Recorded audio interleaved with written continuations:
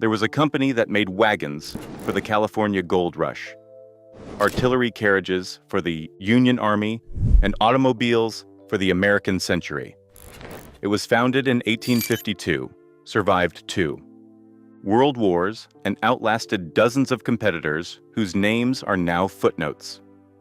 At its peak, the Studebaker Corporation of South Bend, Indiana employed 23,000 workers, occupied 100 acres of factory floor, and produced 100,000 cars. Acres of factory floor and produced automobiles that won design awards and engineering. Praise in equal measure, then the factory could not be made efficient.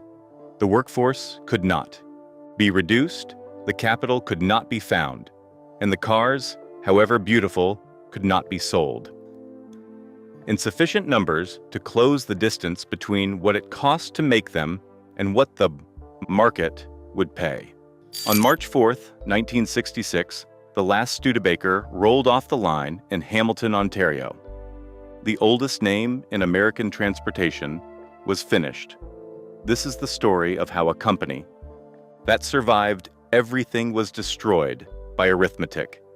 The wagon makers, Henry and Clement Studebaker, opened a blacksmith and wagon shop in South Bend, Indiana, in 1852 with a combined capital of $68 to $35 contributed by Henry, $33 borrowed by Clement from a local farmer. The brothers had grown up in a family of wagon makers, trained in the trade from childhood, and arrived in South Bend at a moment when the American interior was generating a demand for wheeled transport that no existing operation could fully satisfy. The California Gold Rush was 3 years old. The Oregon Trail was at the peak of its traffic.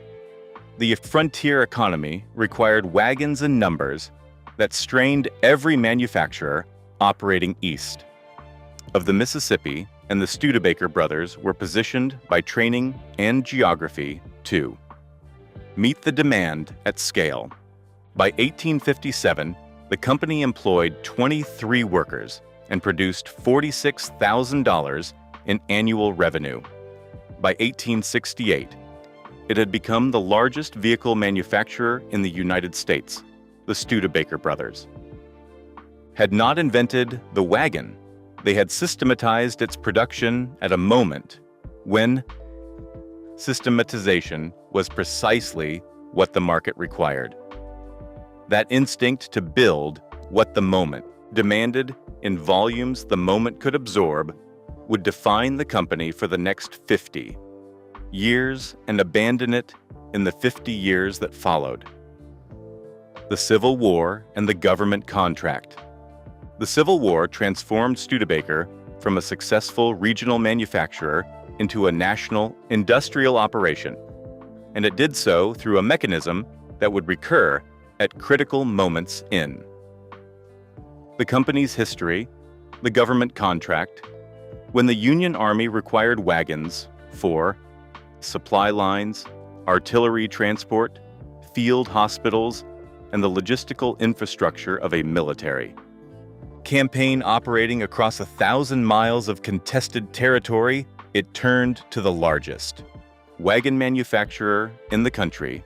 Studebaker supplied the Union Army with wagons throughout the war, producing military vehicles alongside its civilian line in a production expansion that required the company to hire, train, and organize a workforce at a pace that civilian demand alone would never have imposed. The contracts were profitable. The scale they forced was permanent. The workforce that the war built remained after the war ended, employed now in a civilian market that the post-war. Economic expansion was generating at a rate that absorbed every wagon Studebaker could produce. By 1875, the company operated the largest wagon manufacturing facility in the world. Annual production exceeded 75,000 vehicles. The Studebaker name carried the specific authority of a company that had equipped the Union Army and survived to sell carriages to the peace that followed. The authority was real. It was also, in the nature of all inherited authority, something that had to be continually re-earned. The transition. The automobile arrived in Studebaker's market the way a superior technology always arrives in. An established industry, not as an immediate displacement, but as a question that grew louder. Every year, until ignoring it became more expensive than answering it. Studebaker built its first experimental electric vehicle in 1897 and its first gasoline-powered automobile in 1904, each step tentative, each one driven less by conviction than by the recognition that the wagon market had a ceiling the automobile market did not. The transition strategy Studebaker chose was characteristically methodical. Rather than abandoning wagon production for automobile manufacturing, the company ran both operations simultaneously through the first decade of the 20th century, using wagon revenues to fund automotive development and treating the two product lines as parallel rather than competing businesses. The strategy preserved cash flow and avoided the binary risk of a complete format change. It also produced a decade of organizational ambivalence at precisely the moment when the automobile industry was being defined by companies that had made no such compromise. Studebaker merged its automotive operations with the Everett Metzger Flanders Company in 1910, acquiring engineering talent and manufacturing capacity that accelerated the transition. By 1920, the wagon business had been wound down entirely. Studebaker was now an automobile company. The question was what kind of automobile company it intended to become. The golden years, the Studebaker Corporation that emerged from the First World War was, by the standards of the American automobile industry's competitive landscape, a serious company. It occupied a position in the market above Ford and Chevrolet on price, and below Cadillac and Lincoln on luxury that supported genuine engineering investment and rewarded it with a customer base sophisticated enough to notice the difference. The Commander series of the mid-1920s established Studebaker's engineering reputation in the medium price segment. The President, introduced in 1926, pushed the brand toward the upper medium category with a straight 8 engine and coachwork that drew favorable comparisons to cars costing significantly more. By 1928, Studebaker was the third largest automobile manufacturer in the United States by revenue, trailing only General Motors and Ford. The company that had made wagons for the gold rush was now making automobiles that presidents and industrialists drove of their own choice rather than necessity. The Great Depression interrupted the trajectory with a violence that nearly ended the company entirely. Studebaker entered receivership in 1933, the only time in its history that it would require external financial rescue before the final collapse. Paul Hoffman and Harold Vance, the executives who reorganized the company out of receivership, emerged from the Depression with a leaner operation and a renewed conviction that Studebaker's survival depended on engineering distinction rather than price competition. They were right. They were also operating inside a factory cost structure that would eventually make their conviction impossible to sustain. The South Bend problem. The Studebaker factory in South Bend was not one building. It was a campus of 62 interconnected structures accumulated across 5 decades of expansion.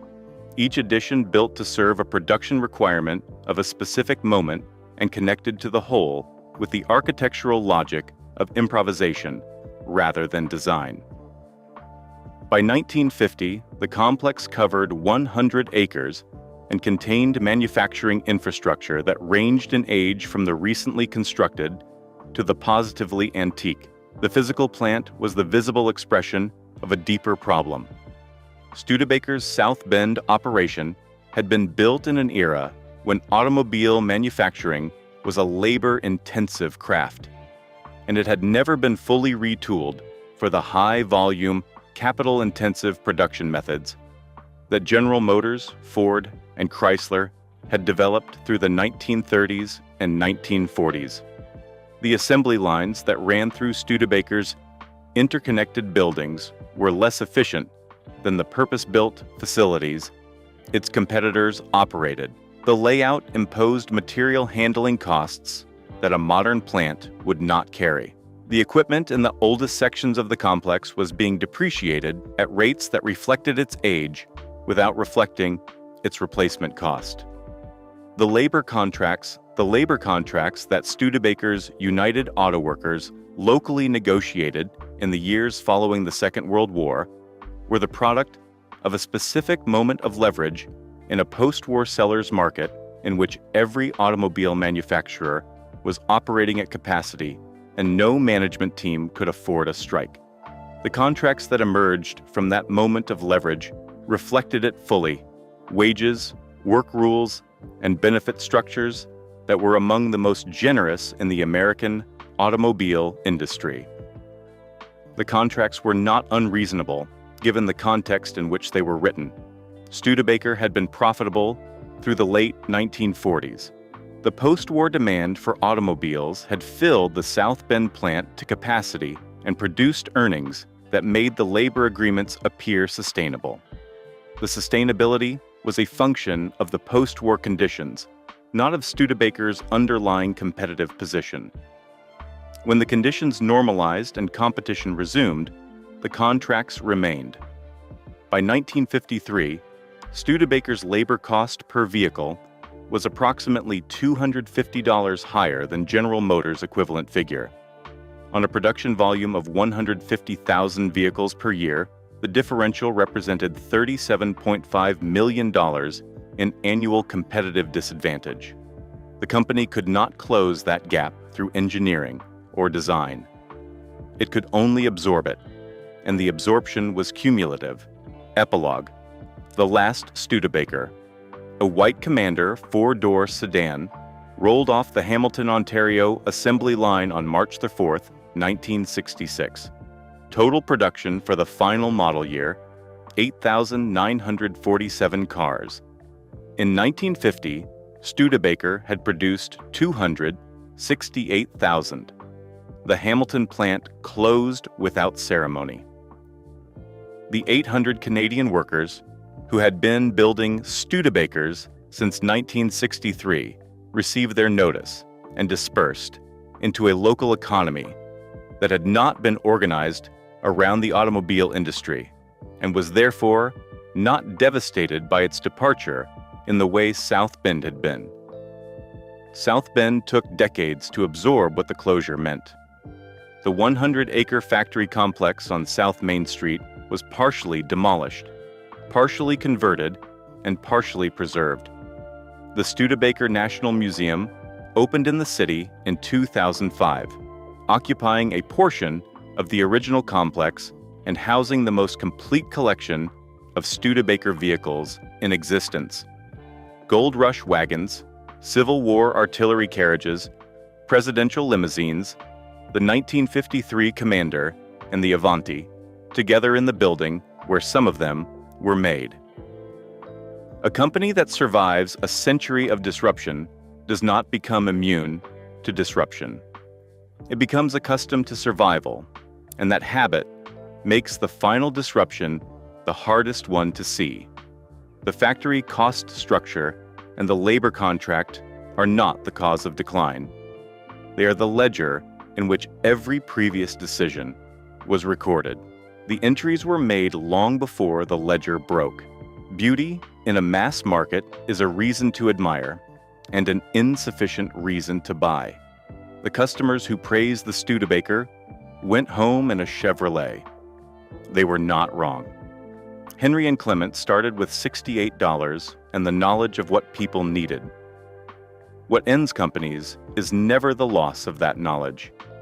It is the loss of the conditions in which the knowledge was enough.